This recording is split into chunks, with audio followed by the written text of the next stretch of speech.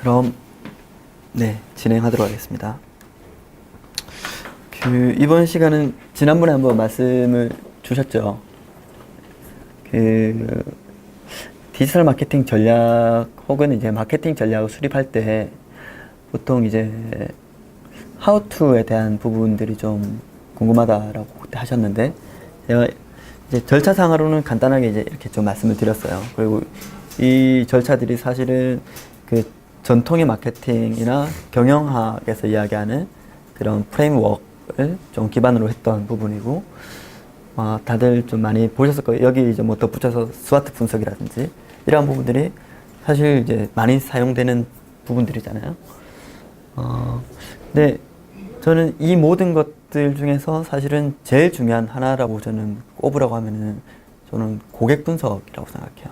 그러니까 내가 물건을 누구한테 팔 것인가, 나의 기관에 메시지를 받을 사람이 누구인가, 가장 중요한 게 저는 고객 분석이라고 생각하는데, 혹시 제가 작년에 비영리 단체 이제 8군데 그리고 사회적 기업 10군데 정도를 이렇게 돌아보면서 그때 컨설팅을 했었는데, 고객 분석을 해보셨냐, 그리고 마케팅 전략이 가지고 계시냐라고 제가 여쭤봤더니 딱 한 군데만 있다고 하셨어요. 거기는 이제 그나마 좀 규모가 큰 곳이었고, 큰 곳임에도 불구하고 이제 정부 지원금이 그때 나왔을 때 그 돈으로 좀 진행해봤다. 근데 그마저도 고객 분석을 하신 지가 3년 전 이야기였거든요. 근데 이미 3년 전에 고객 분석과 지금은 사실 또 분명한 갭이 있기 때문에 그분들도 이제 올해는 한번 해봐야 되겠다라고 하셨지만, 내부에서 사실 고객 분석을 왜 해야 되는가에 대한 사실 그 의견이 이렇게 잘 모아지지가 않는다고 하더라고요. 그래서 할까 말까도 하셨는데, 혹시 여기 지금 계신 단체들 중에서 고객 분석을 한 걸 보셨거나, 아니면 우린 중장기 계획이라든지 마케팅 계획들이, 전략들이 좀 있어 라고 하시는 분들이 혹시 계실까요? 고객 분석, 혹시 기부자 분석 해보신 단체 계신가요? 재단은 해보셨죠? 네, 재단은 해보셨을 거고. 대부분 이제 잘 좀 안 하시더라고요. 근데 이게 사실은 제일 중요하다. 그러니까 전투로 치더라도 적이 누군가가 있잖아요. 물론 이제 고객이나 그 기부자들이 적은 아닐 테지만 상대 이제 카운터 파트너인데, 그 상대에 앉아 있는 사람들이 누군가를 몰랐을 때는 사실은 어떤 걸 우리가 이제 서비스를 제공해야 되며 어떻게 접근해야 되는가. 아까 제가 이제 이야기했던 고객 구매 여정을 트래킹 하기에도 사실 첫 번째 단계는 우리 고객이 누군가가 알아야지 그 사람들을 트래킹을 하건 쫓아가건 팔로잉을 하건 이렇게 해야 되는데, 그걸 모르면 사실 아무것도, 출발점도 되게 모호해진다는 부분이죠. 그러면 이제 고객 분석, 그럼 우리 고객을 이제 어떻게 알까? 우리 고객이 누군가가 이제 좀 방법론으로 이제 얘기해 놓을 텐데, 보통 저희가 소개해 드리는 방법은 크게 이제 3가지 정도입니다. 그러니까 하나는 그 자체 예산이 좀 보유된 경우, 그러니까 한 200만 원에서 500만 원 정도 수준의 예산을 쓸 수 있는 기관이나 기업 같은 경우는 저희는 오픈 서베이 방식을 우선 추천을 드려요. 오픈 서베이라고 아마 들어보신 분들도 계시겠지만, 모바일 설문조사를 전문으로 수행하는 회사의 이름입니다. 오픈 서베이. 그래서 이 회사 같은 경우는 설문조사를 할 수 있는 대상을 항시 준비를 해두세요. 이제 몇만 명 단위로 알고 있는데, 이 중에서 우리 단체에서 예를 들면 제가 계속 이제 예시를 들면 아름다운 커피라고 예시를 들게요. 아름다운 커피에서 이번 여름을 겨냥해서 그 아이스 커피를 스틱으로 한번 만들어 보겠다. 근데 대충 좀 머릿속에 그려지는 고객군은 있긴 한데, 그래도 이분들이 우리 고객군인지, 혹은 우리가 이분들 대상으로 이 상품을 이제 제작을 했을 때 과연 유효한지를 알려고 하면은, 사실 이제 그 오픈 서베이 쪽에 이제 의뢰를 하셔가지고 우리가 생각하는 그 고객군은 20대에서 40대다. 기타 여러 가지 이제 몇 가지 조건들을 제시하면은 그 안에서 표본 집단을 그쪽에서 추출해서 설문조사를 하는 방식이에요. 그래서 이 장점은 아주 빠르게 취합이 된다. 왜? 모바일로 바로 던지기 때문에. 그래서 보통 일주일 내에 그 결과물들이 다 나올 수가 있습니다. 그래서 이 결과물이 사실 또 마음에 안 들거나 조금 조정돼야 될 필요가 있다 하면은 그에 대한 조정도 바로 좀 가능할 수 있는 방법이기도 하고. 근데 하나 제약이 있다면 그 최소 200에서 500만 원 정도 수준의 예산은 좀 있어야 된다라는 부분입니다. 이 예산이 있을 때 최소 700에서 몇천 명 단위의 그 표본 집단을 대상으로 하는 설문조사가 가능하다라는 부분이고, 장점은 이게 이제 리포트로 와서 아주 보기 쉽게 넘어오고, 그리고 심지어는 분석도 해주시고, 그리고 설문조사에 대한 A부터 Z까지 그쪽에 담당 매니저께서 전부 다 관여를 하셔가지고, 사실 설문조사 그 질문을 뽑아내고 설문조사지를 만드는 데는 또 상당히 이제 정교한 프로세스가 필요한 부분이거든요. 그래서 이에 대한 전문적인 또 지식이 없다 보면은 질문을 잘못하게 되는, 설문조사에서 질문을 잘못하게 되면 아주 또 치명적인 결과의 오류가 생겨날 수 있기 때문에 그 오픈 서비스 쪽에서 이제 제공하는 그런 이제 컨설팅도 사실 이제 전부 충분히 좀 접할 수 있는 서비스인데, 다만 이제 예산이 좀 필요하다라는 부분이 있고, 이게 사실은 좀 힘들다라고 하면은 크게 이제 저희는 두 가지, 사실 추천드리고 싶은 방법은 아니지만, 하나는 이제 구글 독스를 통한 내부에서 일일이 다 이제 설문지를 이제 만드셔가지고 그 가지고 있는 그 고객 데이터 혹은 잠재 고객 데이터 분들한테 일일이 쏴서 취합해서 그걸 자체적으로 이제 분석하는 방법이죠. 사실 이제 좀 손도 많이 가고, 그리고 아까 제가 말씀드렸듯이 설문조사지가 아주 디테일하고 목적에 맞게끔 설계가 되어야 되는데 이 설계가 제대로 안 될 수 있는 리스크가 있긴 합니다. 근데 이러한 리스크를 안고 감에도 불구하고 우리는 한번 해보고 싶다라고 했을 때는 이러한 방법도 괜찮고, 또 하나는 여기에 이제 리워드를 하나 추가를 할 수 있다. 우리는 한 200만 원 정도는 아니고 한 50만 원 정도의 마케팅 예산이 좀 잡혀 있다라고 하면은 이걸 이제 리워드로 좀 이렇게 돌려가지고 그 가지고 계신 페북이라든지 기타 이제 매체를 통해서 온라인 설문조사를 이제 공개적으로 실시를 하는 거죠. 한번 그 하실 때 보내주시면 우리가 얼마간의 리워드를 드리겠다. 뭐 예를 들어서 조그마한 상품을 드리겠다, 기념품 드리겠다 라고 하시면 될 것 같고, 이에 대한 이제 결과물들을 좀 한번 분석해보는, 우리 고객이 누구인지. 그래서 고객 그 질문도 되게 중요할 것 같은데 저는 크게 이제 세 가지라고 생각하거든요. 우리 고객의 성향이 어떤 사람들인지, 이렇게 뭐 나이, 뭐 지역, 성별, 뭐 취향, 이런 것들, 이제 개인적인 취향도 되게 중요한 부분이고, 또 하나는 우리 고객이 우리에게 접근해왔던 그 방법, 그 여정에 대한 방법. 그래서 네이버를 통해서 우리 홈페이지에 접속을 하셨는지, 혹은 홈페이지로 접속하지 않으셨다고 하면은 우리를 어떻게 인지하게 됐는지, 뭐 언론을 통해서 혹은 지인을 통해서 뭐 여러 가지들. 근데 특히 좀 주목을 해야 될 부분은 여기 디지털 마케팅이잖아요. 그러니까 온라인상에서 이분들이 우리를 어떻게 알게 되었으며 어떻게 접근했는지에 대해서 사실 좀 디테일하게 들여다볼 필요가 있다는 거죠. 보통 이제 네이버를 통해서 오셨으면 네이버에서 어떤 키워드로 들어오셨는지, 그리고 여기 보통 들어오실 때 오시는 시간이, 그분들 같은 경우는 뭐 예를 들어서 저는 아침 출퇴근 시간에 이제 지하철 내에서 검색해서 보통 많이 이제 좀 이동한다 라고 하시면은 그 시간대를 좀 이제 좀 규제를 해 두시고, 그래서 그런 고객들이 찾아오는 유형이나 방법들에 대해서도 충분히 좀 사전에 인지를 하셔가지고, 이러한 데이터들이 이제 모이면은 우리가 온라인 광고를 집행할 때 언제 어떻게 어떤 매체를 통해서 집행해야 되는지 데이터가 어느 정도 눈에 보이거든요. 예를 들면 우리가 주로 삼고 있는 고객들은 주부들이라는 거죠. 30, 40대. 이분들이 주로 인터넷에 언제 접속하는가.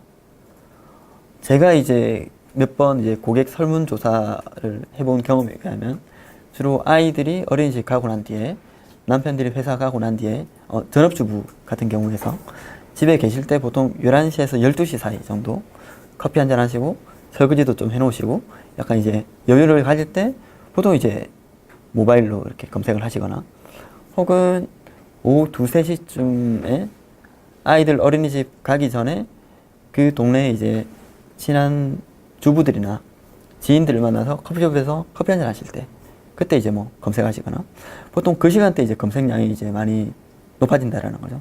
혹은 자기 직전에 이불 덮기 직전에 침대 머리맡에서 아이들 재워놓고 남편도 뭐 다른 일 하고 있을 때 이렇게 검색한다거나 그 시간대가 어느 정도 이제 잡힌다고 하면은 그때 온라인 광고를 하시는 거죠. 그래서 보통 이제 온라인 광고 그 매체 선택을 하실 때 우리 고객 유형이 누구인지 따라서 혹은 우리 고객이 언제 온라인에 접근하는가에 따라서 네이버를 할 건지 페이스북을 할 건지 그러니까 네이버에 키워드 광고를 오픈하는 시점이라든지 그 시간도 24시간 돌려놓을 수가 없잖아요. 예, 자기 이제 자본이나 재원이 무한정이 있으면 괜찮아요. 근데 보통 무한정이지 않죠. 그렇다고 하면은 아주 핵심적인 시간대와 핵심적인 타겟팅을 통해서 광고 예산을 최대한 불필요한 광고 예산을 줄여야 될 텐데 이에 대한 정보 역시도 사실 이쪽에서부터 어느 정도 이제 좀 상이 잡혀야 된다라는 거죠.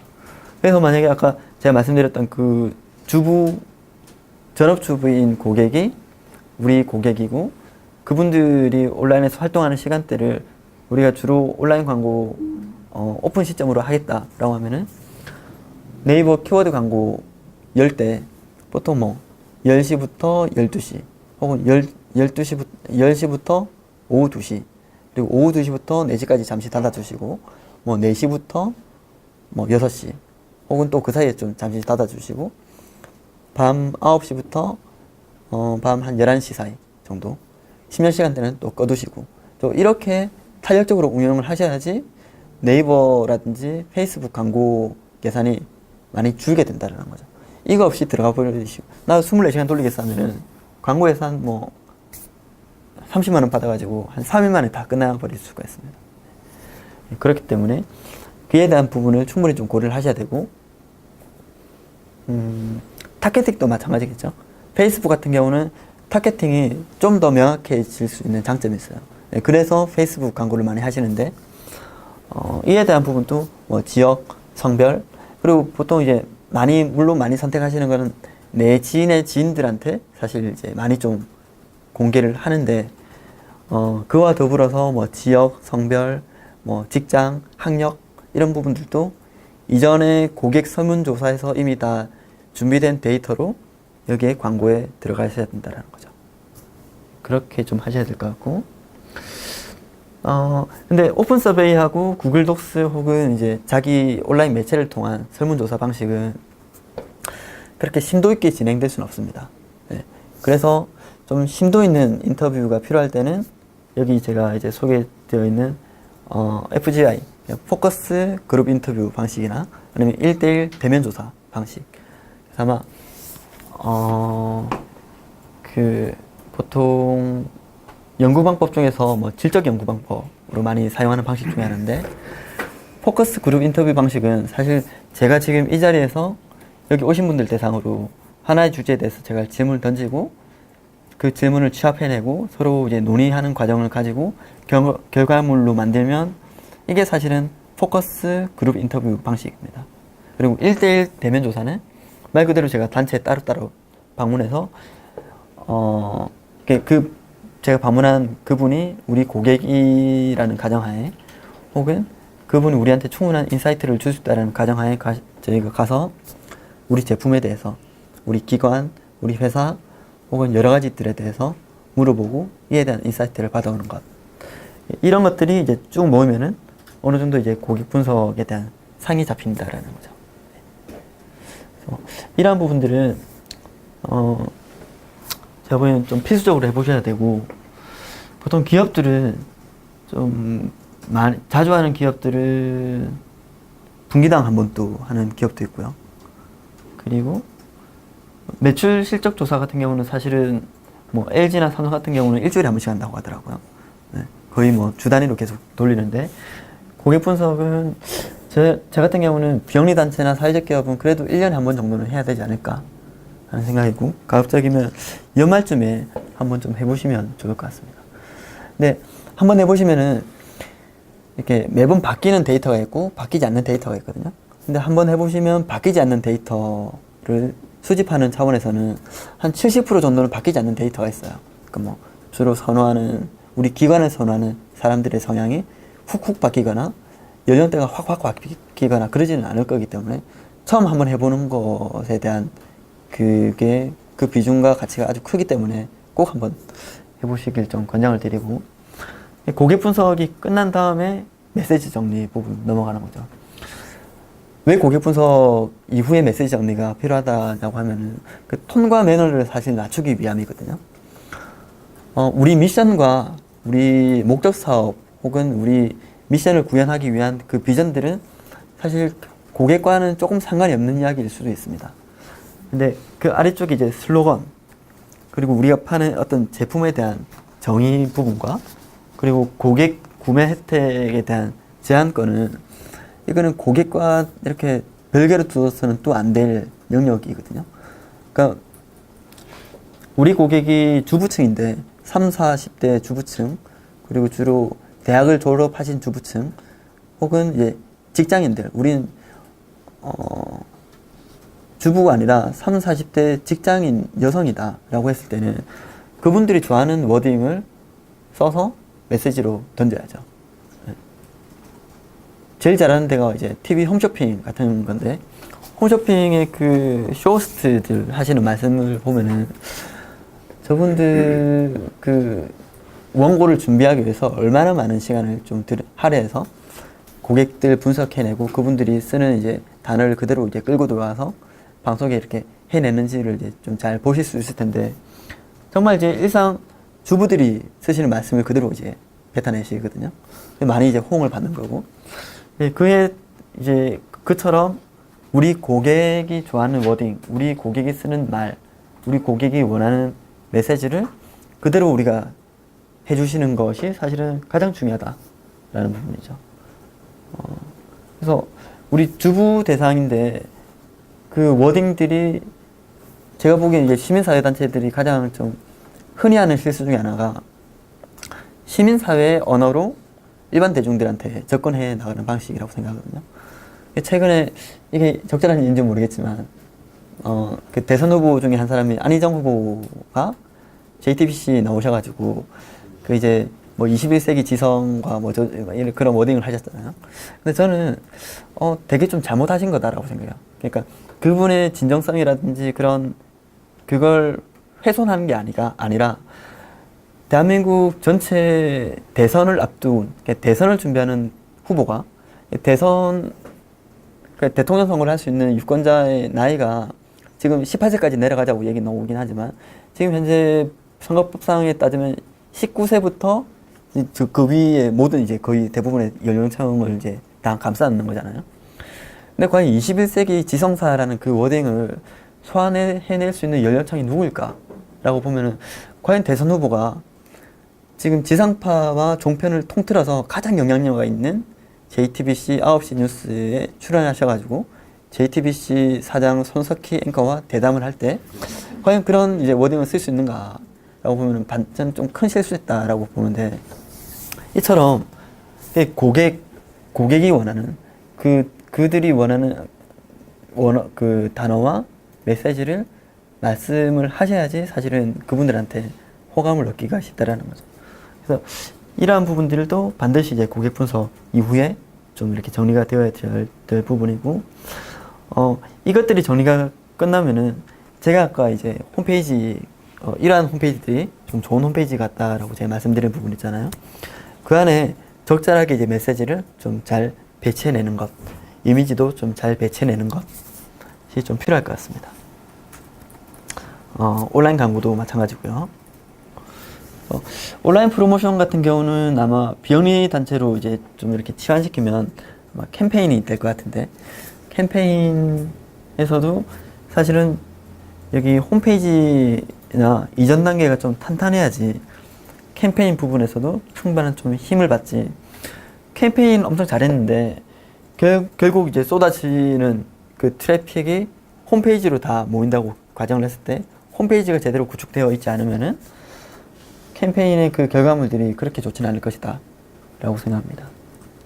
마지막으로 그 고객 분석과 이러한 그 메시지 정리까지 다 좀 잘 되었을 때 소셜미디어에서 그 톤과 매너를 설정하고 그리고 제가 말씀드린 그 페르소나 캐릭터를 만들 때도 한국민속촌의 그 속촌아 씨라든지 혹은 고양시의 그 냥이 캐릭터라든지 혹은 부산경찰 같은 그런 캐릭터가 잘 만들어진 캐릭터가 나올 수 있는 거지.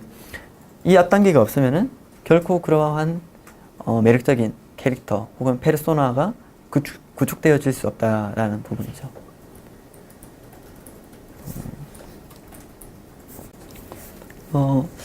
저희가 보통 이제 기업 진단 들어가거나 단체 진단 들어갈 때 좀 크게 이제 좀 여쭤보는 질문들이라든지 도출되어야 될 결과들로 저희가 보통 이제 좀 정리를 한 건데, 방금 제가 말씀드린 부분들이 대부분 다 여기 좀 녹여져 있는 것 같아요. 콘텐츠도 반드시 좀 분석을 해보셔야 되는데, 제가 바라보는 좋은 컨텐츠의 세 가지 요소는, 그러니까 재미와 정보와 유용성이라고 생각하거든요. 그 정보가 재밌거나 아주 그 사람들한테 유용하게 쓰이거나 혹은 최신의 정보인가, 그런 것들이 가장 중요한데, 그걸 잘 좀 조합해내고 있는지, 혹은 조합은 아니었더라도 우린 타겟팅, 우린 다 필요 없어, 우린 재미로 갈 거야. 재미로 뭐 그렇게 하셔도 괜찮은데, 여러 가지 그 세 개 중에 하나 정도는 충분히 타겟팅을 하셔가지고 컨텐츠를 제작하셔야 될 것 같다라는 거죠. 근데 퀄리티가 대부분 낮은 것들 보면은 정보 측면에서나 매력도 측면에서나 재미 측면에서 어느 하나 충족시키지 못하는 것들이 대부분이거든요. 이러한 부분들은 좀 고민을 하셔가지고 우리 컨텐츠가 매력적인지에 대해서도 충분히 좀 고려를 해주시는 게 좋을 것 같습니다.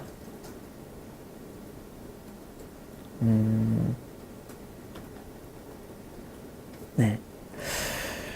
일단 제가 준비해온 것까지는 제가 좀 말씀을 드린 것 같은데, 계속 사례가 좀 궁금하실 거예요. 사례 부분은 제가 다음 시간에